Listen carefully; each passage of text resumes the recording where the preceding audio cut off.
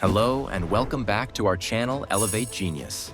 Today, we're diving deep into a fascinating book, Nuclear War: A Scenario, by Annie Jacobsen, a gripping and meticulously researched book that takes us through the worst-case scenario, global nuclear conflict.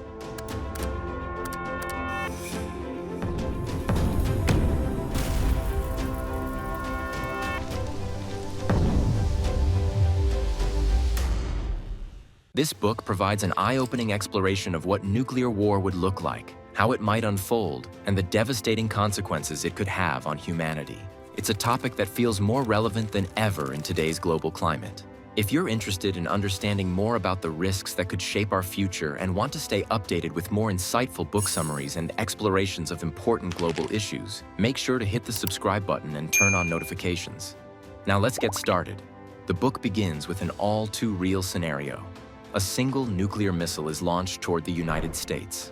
In those first few minutes, panic erupts. Military leaders, political heads, and the president are alerted. The chain of command is forced to make decisions in mere seconds, decisions that will determine the survival of millions. Annie Jacobsen takes us minute by minute through the events, drawing on interviews with military and civilian experts, as well as newly declassified documents. She lays out how an initial strike could spiral into an uncontrollable exchange of nuclear firepower. And it's not just the United States that's involved. In Jacobsen's scenario, the launch of a single missile triggers panic worldwide. Russia, China, and North Korea, all nuclear-capable countries, activate their defense systems, interpreting the launch as the beginning of a coordinated attack. What makes this scenario even more terrifying is that Jacobsen builds it on real-world historical close calls. She references events like the Cuban Missile Crisis and more recent incidents where the world came dangerously close to nuclear conflict, only to be saved by quick thinking or, in some cases, sheer luck.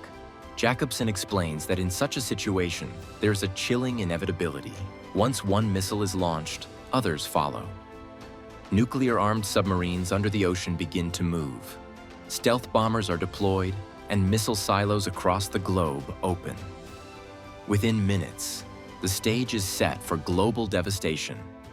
The book then delves into the mind-boggling speed at which nuclear conflict unfolds.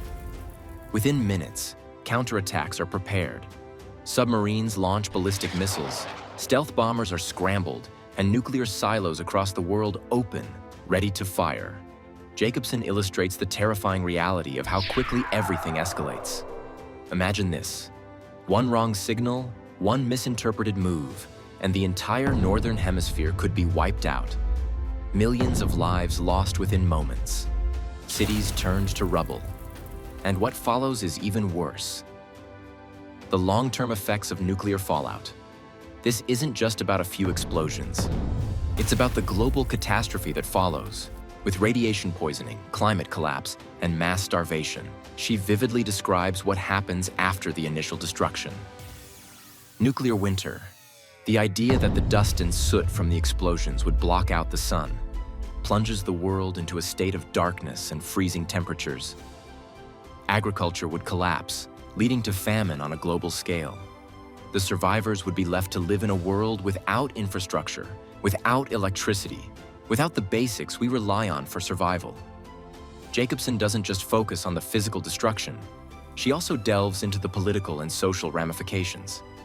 Governments would likely collapse, societies would turn to survival mode, and global infrastructure, from banking to communication, would be obliterated. The world, as we know it, would cease to exist. The author also makes it brutally clear that nuclear war has no winners. The survivors will envy the dead. Her description of what would happen to Washington after getting hit with a 1-megaton bomb is particularly chilling.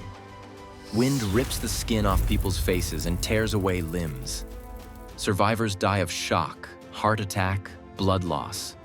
Errant power lines whip through the air, electrocuting people and setting new fires alight everywhere. She writes, "Never in the history of mankind have so many human beings been killed so fast. Capitol Hill is obliterated. The animals in the National Zoo have no chance. Globally, over time as smoke blocks out the sun, billions die. Humans have gone the way of the dinosaurs." The final section of the book deals with the aftermath of a global nuclear war. And this is where things get even darker. Jacobsen refers to it as the new dark age. The survivors of the initial blasts are left to fend for themselves in a world where food is scarce and radiation poisons the environment. Governments and social structures break down entirely, leaving small pockets of humanity struggling to survive. Jacobsen argues that the long-term effects of nuclear war would be far more catastrophic than many people realize. It wouldn't just be about surviving the first few days or weeks. It would be about surviving years of nuclear winter, famine, and disease. The global climate would change dramatically, causing agricultural collapse. Radiation sickness would affect millions more over time.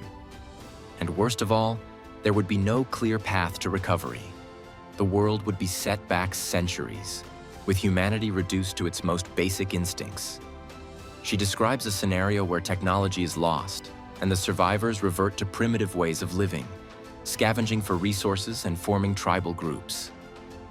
The future, once bright with possibilities, would now be a struggle for survival in a barren, toxic wasteland. Nuclear war. A scenario by Annie Jacobsen is not just a terrifying depiction of a possible future. It's a stark warning. Jacobsen urges readers to think critically about the choices we make as a global society today. The threat of nuclear war might seem distant, but as she outlines in the book, the wrong series of events could trigger catastrophic consequences. So, what can we take away from this? First, the importance of diplomacy, communication, and global cooperation in avoiding such a disastrous future. Second, the need for education and awareness, because understanding the stakes might be the key to preventing nuclear conflict. If this video gave you some food for thought, consider reading the full book to dive deeper into Annie Jacobsen's scenario. Remember, the future is in our hands. And most importantly, in everything you do, remember to learn, motivate, and inspire.